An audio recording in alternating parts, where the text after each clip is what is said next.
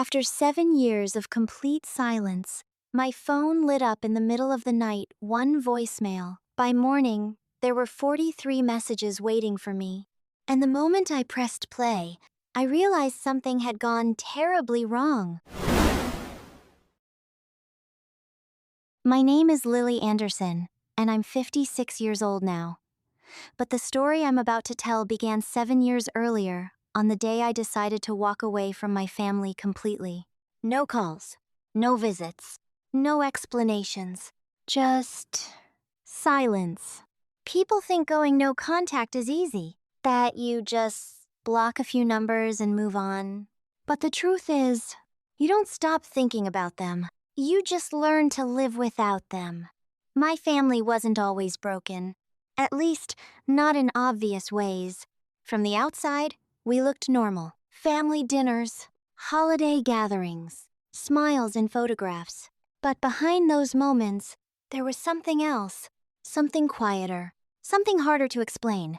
Control, judgment, and a constant feeling that no matter what I did, it was never enough. My parents had strong opinions about everything. What I should wear, where I should work, who I should spend time with. At first, I thought it was normal, that all parents were like that. But as I got older, the pressure didn't go away. It got stronger. When I chose my career, they questioned it. When I bought my first home, they criticized it. When I made decisions for my own life, they treated them like mistakes. And the hardest part wasn't what they said. It was how they said it. Always calm, always reasonable, always framed as concern. We just want what's best for you. That sentence followed me for years. But what they really meant was, we want you to live the life we chose for you. I tried to keep the peace. I really did. I avoided arguments. I stayed quiet during conversations that made me uncomfortable. I told myself it wasn't worth the conflict. But silence has a cost, and eventually, that cost becomes too high. The breaking point came on a Sunday afternoon, a simple family gathering. Nothing special, just another meal, another conversation, another set of expectations. My mother had invited a few relatives over. The house was full, voices overlapping, plates clinking. Everything felt normal, until it wasn't. At one point, the conversation shifted toward me. It always did. "So, Lily," my father said, "have you thought more about what we discussed?" I already knew what he meant. Moving closer to them. Changing my job. "Not really," I said carefully. He sighed. "You're not getting any younger." There was a light laugh from someone at the table. I felt my chest tighten. "I'm happy with my life," I replied. My mother smiled, but it wasn't warm. "It's not about happiness," she said. "It's about making the right choices." There it was again. The implication that my life wasn't right, that my decisions weren't good enough. I felt something shift inside me. Not anger. Not yet. Just exhaustion. "I have made the right choices," I said quietly. My father shook his head. "You don't see it yet. And you don't listen," my mother added. The room went quieter. Not silent, but tense. Because everyone could feel it now. The moment. The line. And then my brother spoke. "You've always been like this," he said. "Difficult." That word hit harder than the rest. Difficult. As if having boundaries was a problem. I looked around the table, at the faces of people who were supposed to understand me, support me. And for the first time, I saw something clearly. They weren't going to change. Not for me. Not for anyone. Because in their minds, they were right, always. And I was the one who needed to adjust. That's when I stood up. No yelling. No dramatic speech. Just a quiet decision. "I think I'm done," I said. My mother frowned. "Done with what?" "With this," I replied. "With all of it." They didn't understand at first. They thought it was just another disagreement. Another moment that would pass. But this time, it didn't. I walked out of that house, got in my car, and drove away. And I didn't come back. Days turned into weeks, weeks into months, months into years. At first, they tried to reach me. Calls, messages, emails. I ignored them all. Then eventually, the silence began. Complete silence. 7 years of it. No birthdays. No holidays. No updates. Nothing. And slowly, I built a new life. A quieter one. A calmer one. A life where I didn't have to explain myself constantly. Where I could make decisions without being questioned. Where I could finally breathe. But no matter how peaceful that life became, there was always a small part of me that wondered, what were they doing? Did they ever think about me? Did they ever regret anything? I never got those answers. Until that night. It was just after midnight. My phone buzzed on the nightstand. I ignored it at first. Probably a wrong number. Then it buzzed again, and again, and again. I reached for it, slightly annoyed. But when I looked at the screen, my heart stopped. Missed call. Unknown number. Then another, and another. And then I noticed something strange. Voicemail. 1 new message. Then 2. Then 5. Then 12. The number kept increasing. My hands grew cold, because something about this didn't feel normal. It didn't feel random. It felt urgent. By the time the call stopped, there were 43 voicemails waiting for me. 43. All in one night. All from unknown numbers. I sat there in the dark, staring at the screen, my heart racing, because after 7 years of silence, my family wasn't just reaching out. They were desperate. And as I hovered my finger over the first voicemail, I had a feeling that whatever I was about to hear would change everything. I stared at my phone for what felt like a long time. 43 voicemails. The number didn't make sense. Not after 7 years of complete silence. Not after everything that had happened. My first instinct was to ignore them, just like I had ignored every message before, because that's what no contact meant. No exceptions. No matter what. But something about this felt different. This wasn't one message, or even a few. This was urgency. My hand hovered over the screen. Then slowly, I pressed play. The first voicemail began. It was my mother's voice. Soft. Shaking. "Lily, please call me back." That was it. Short. Simple. But her tone. I had never heard her sound like that before. No control. No calm authority. Just fear. I swallowed slowly and played the second message. This time, it was my brother. "Lily, it's me. You need to call us. Something's happened." My chest tightened. Something's happened. Those words echoed in my mind. The third voicemail started. "My aunt, please, Lily. We've been trying to reach you. It's important." The fourth. My father. His voice was different too. Lower. Unsteady. "Lily, I know it's been a long time, but please, just listen to the messages." I paused the playback. My hands were cold. Because in all the years I had known my father, I had never heard him ask for anything like that. He didn't ask. He told. He expected. But now, he was asking. I took a deep breath and continued. Voicemail after voicemail. Different voices. Same urgency. Same tone. Something had changed. Completely. By the 10th message, my heart was beating faster. By the 20th, I felt a knot forming in my chest. And by the 30th, I knew. This wasn't about control anymore. This wasn't about arguments or expectations. This was something else. Something serious. Then I reached voicemail number 31, and everything stopped.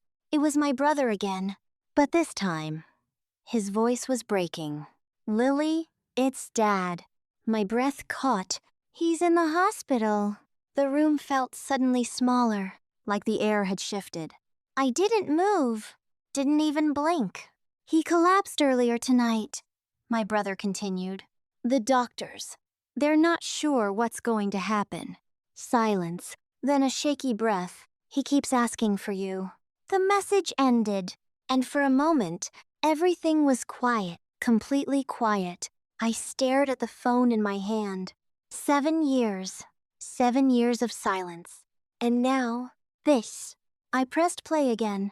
The next voicemail was from my mother.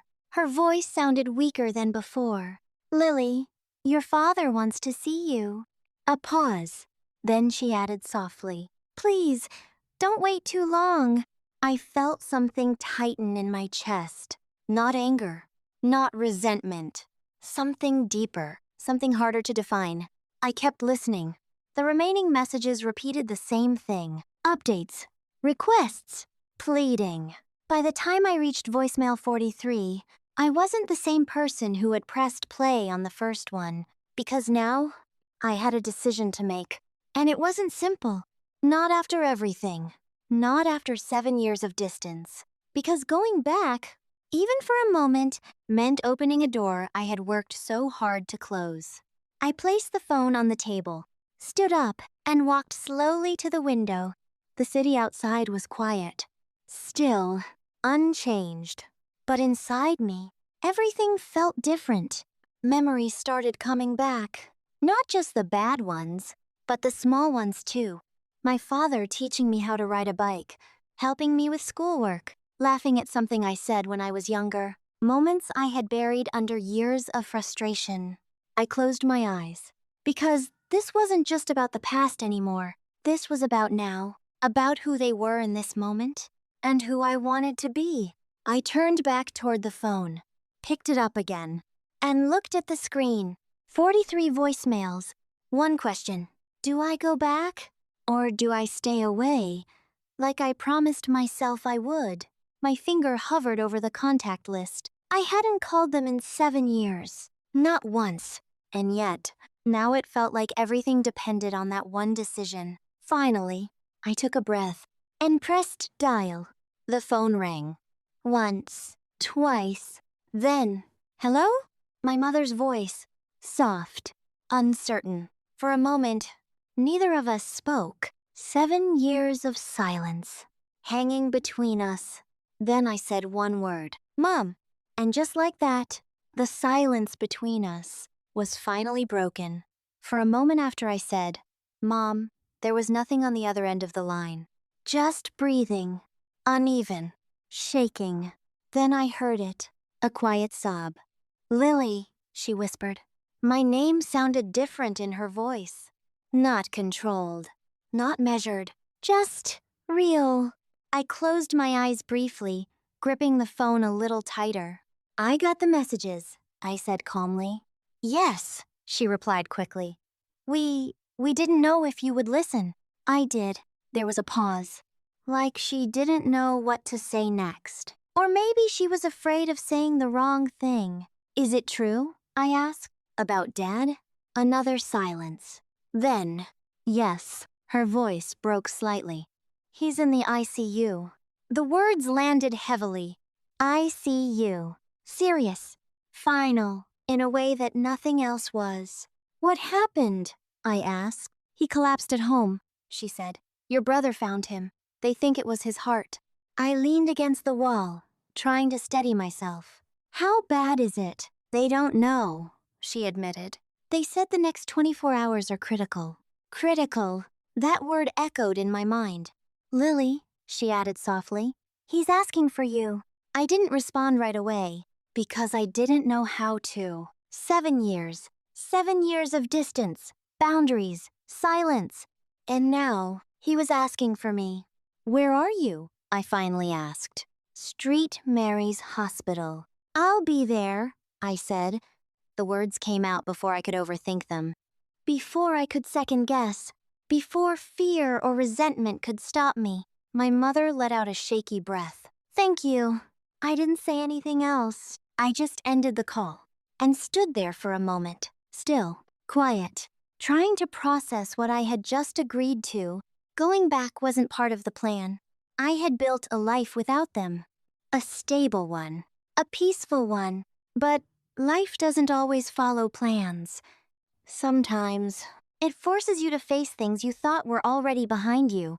I grabbed my keys, my coat, And within minutes, I was out the door. The drive to the hospital felt longer than it actually was. Every red light, every turn, every second stretched out, because my mind wouldn't stop. Memories, voices, old conversations replaying themselves. Things I hadn't thought about in years.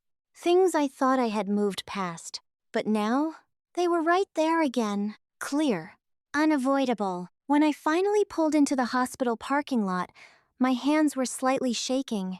I turned off the engine and just sat there for a moment, because I knew the second I walked inside, everything would become real. The distance, the time, the emotions I had kept buried.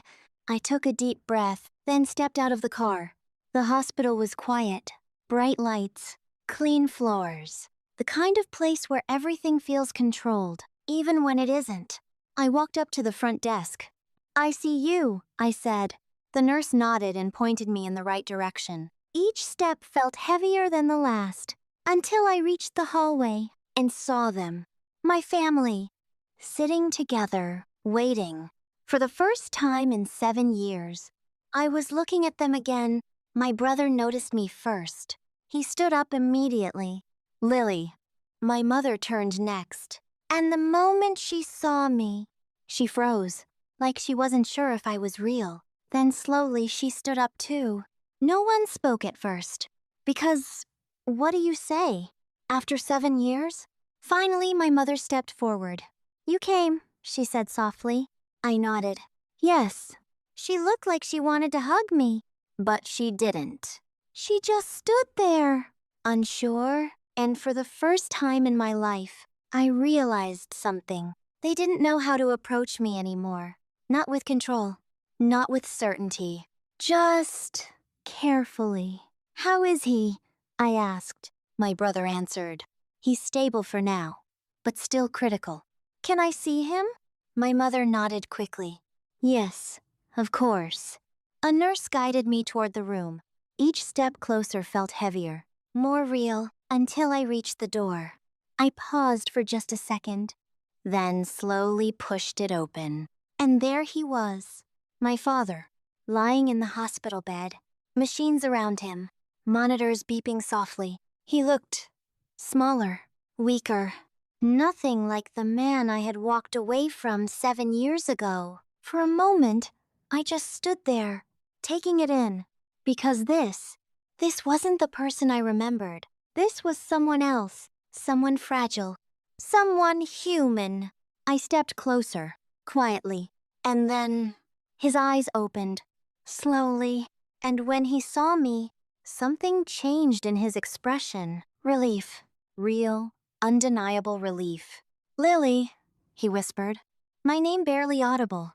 I stood there, looking at him.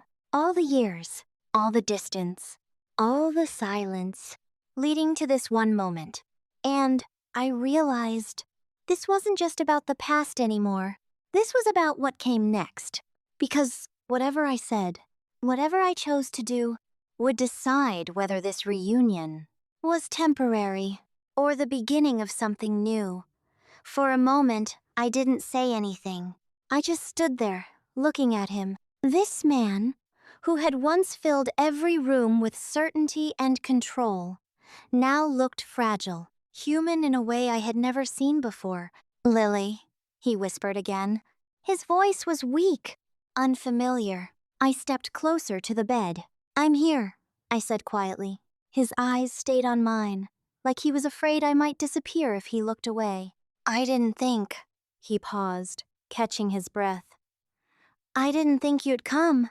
I could have said a lot of things in that moment. About the past, about the silence, about everything that had led me to walk away. But none of those words felt right. So I just said, "I almost didn't." There was honesty in that, and he nodded slightly, like he understood. Or maybe like he finally heard me. The machines beside him beeped steadily, filling the silence between us. "I've had a lot of time to think," he said slowly. I didn't interrupt, because for the first time, he wasn't telling me what to think. He was trying to explain himself. "I thought I was helping you," he continued. guiding you. A weak breath. I didn't realize. I was pushing you away. Those words landed deeper than I expected. Not because they fixed anything, but because I had never heard him admit something like that before. I needed space, I said calmly. I know, he replied. And I didn't give it to you. Another pause. His hand moved slightly on the bed, not reaching for control. Just resting there. I kept waiting for you to come back, he said. I thought you would. I looked at him. I needed you to understand why I left. He closed his eyes briefly. I do now. That surprised me, because understanding wasn't something he used to offer. Only opinions. Only conclusions. But this felt different. Less certain. More real.